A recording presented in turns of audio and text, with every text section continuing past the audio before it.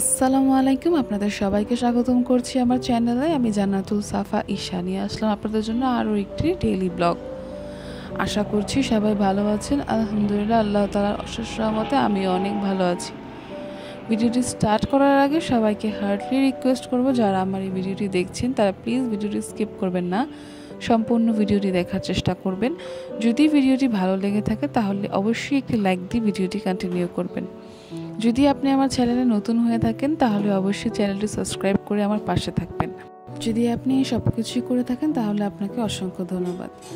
সকালে উঠেই নাস্তাটা তৈরি করে নিয়েছিলাম। সকালে তাড়াহুড়ার মধ্যে আর কোনো ক্লিপ নেওয়া হয়নি, একটু দেরি করে ভিডিওটি বানানো স্টার্ট করেছি। নাস্তা করেই আমার শাশুড়ি রান্না করবে, তার জন্য আমি মশলা রেডি করছিলাম। এখানে কিছু মশলা ছিল যেগুলো আমি ব্লেন্ড করে নিচ্ছিলাম, কারণ এগুলো আমাকে পুরো গুঁড়ো করতে হবে, যেটা উনি রোস্ট রান্না করার কাজে ব্যবহার করবেন। তাই আর কি আমি এগুলা সব গুঁড়ো করে নিচ্ছিলাম ব্লেন্ডার জারের মধ্যে। আমাদের পাকের রুমের যে সুইচটা আছে সেটা আসলে নষ্ট হয়ে গিয়েছে, তাই আমার আর কি এখানে এসে মাল্টিপ্ল্যাকের সাহায্যে এগুলো ব্লেন্ড করতে হচ্ছে। ড্রয়িং রুমে এসেছিলাম ব্লেন্ডারটা নিয়ে, যেহেতু পাকের ঘরের সুইচটা একটু নষ্ট।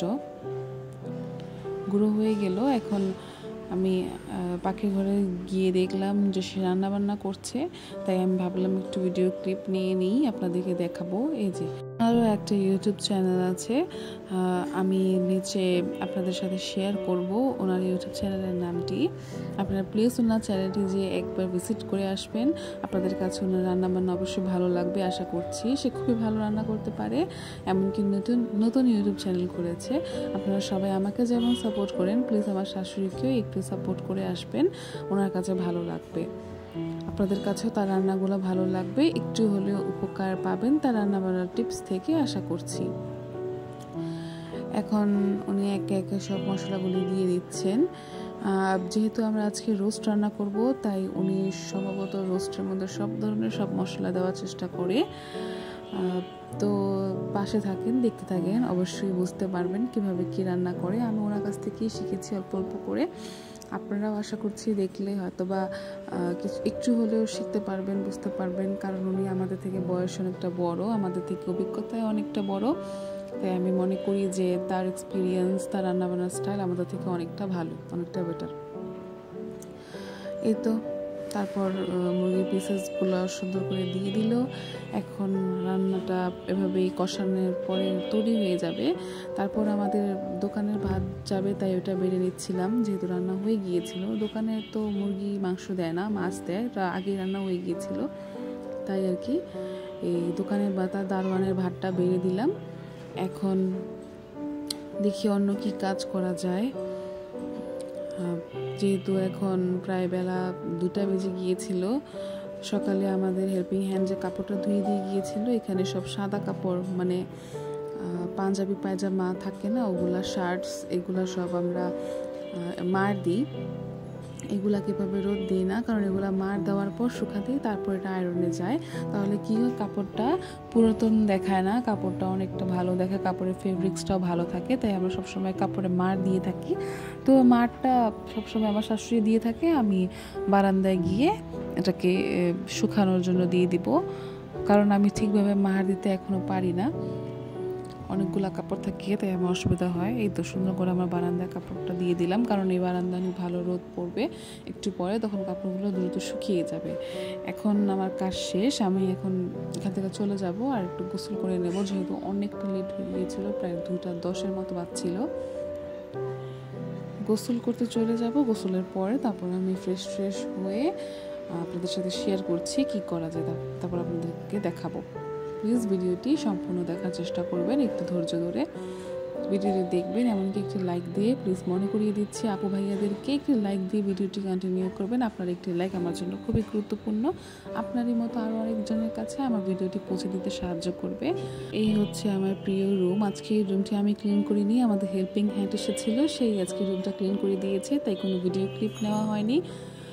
আমি মিথ্যা কথা বলতে পছন্দ করি না, তাই আমি আপনাদেরকে বলছিও না যে এই রুমটা আমি ক্লিন করেছি। আজকে আমার হেল্পিং হ্যান্ডটি আমার রুমটা ক্লিন করে দিয়েছে, আর আমি ভিডিও ক্লিপও নিই। তারপর রোস্ট রান্না হয়ে গিয়েছিল। উনি রোস্টের শেষে দেখলাম যে একটু গুঁড়ো দুধ দিয়েছিল। এটা হয়তো বা অনেকে দেয় অনেকে দেয় না, আমি জানি না আসলে কী জন্য দেয়, কিন্তু দিয়ে থাকেন। গুঁড়ো দুধ দিয়েছে, টক দই দিয়েছে, লেবু দিয়েছে, সব ধরনের মশলা দিয়ে রোস্টটা তৈরি করা হয়েছে দেয়। এতটা দেখতে সুন্দর, এমনকি খেতেও অনেকটা ডিলিশিয়াস হয়েছিল। যখন আমরা খেয়েছিলাম এটা আসলে অনেক ভালো হয়েছিল। তারপরে তো উনি ভিডিও করে নিচ্ছিলেন, যেহেতু এটা ইউটিউবে ছাড়বে তাই আগে ডেকোরেশনও দরকার। তারপর আমি এখানে গোসলের জন্য রেডি হচ্ছিলাম, যেহেতু গোসলে যাবো তাই কাপড়টা বের করে নিয়েছিলাম। এখন আমি গোসল শেষ করে এসেই আমরা খাওয়া দাওয়া করে থাকি, যেহেতু 3টা বেজে যায়। সবসময়কার মতো আমি খাচ্ছিলাম আর ভিডিও দেখছিলাম। অন্য যে রোস্ট রান্না করেছে সেটা ভিডিও আপলোড করেছেন, এমনকি আমরা সেটাই দেখছিলাম টিভিতে যে কেমন হয়েছে ভিডিওটি। তারপর আমি খাওয়া দাওয়া করছিলাম, আমার একটুও খেতে ইচ্ছে করছিল না, আমার খিদেও লাগেনি। কী জন্য আমার জানি দুপুরের দিকে খিদে লাগে না, সকালের দিকে খিদে লাগে না, কিন্তু আমার সন্ধ্যার পর থেকে অনেক খিদে পায়। তারপরে তো এখন একটা রোস্ট নিয়ে নিব, দেখি সে ডিলিশিয়াস রোস্টটি নিলাম। আসলে তো এটা আমি যখন ভয়েস ওভার দিয়েছিলাম তখনকার কথা, কিন্তু এটা আমি আগেই খেয়েছিলাম। এটা আসলে অনেক মজা হয়েছিল, এটা গ্রেভিটাও অনেক ভালো হয়েছিল। দেখতে যতটা সুন্দর ছিল তার থেকে বেশি খেতে আরও বেশি মজা লেগেছে। তারপর দুপুরে রেস্ট নেওয়ার পরে আমার নানা শ্বশুর এসেছিলো বাসায়। আমার নানা শ্বশুর প্রায় আমাদের জন্য বাসায় যখন আসে তখন ফুচকা নিয়ে আসে, যেহেতু আমরা সবাই মোটামুটি ফুচকা পছন্দ করে থাকি।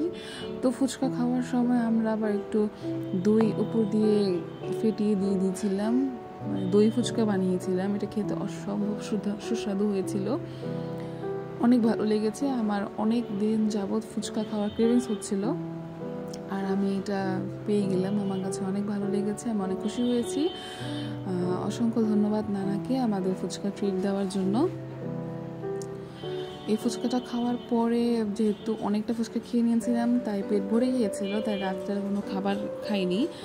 তারপর রাত্রে আমরা প্রায় 11টার দিকে প্যাকিং করছিলাম, কারণ আমার হাজব্যান্ড দেশের বাইরে যাবে চায়নায়, তাই আর কি আমরা প্যাকিং করে দিচ্ছিলাম। আর চায়না যেহেতু তখন শীতকাল থাকবে তাই অনেকগুলো শীতের কাপড়ও বের করে দিয়েছিলাম। আমরা তখন 4 জন প্যাকিং করছিলাম আর অনেক গল্প করছিলাম। আমি, আমার হাজব্যান্ড, আমার 2 ননদ মিলে গল্প করছিলাম আর প্যাক করছিলাম।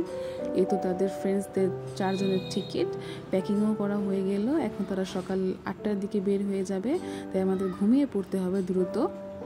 আজকের ভিডিওটি ছিল এই পর্যন্তই। ধন্যবাদ আপনাদের সবাইকে। আল্লাহ হাফেজ, আসসালামু আলাইকুম।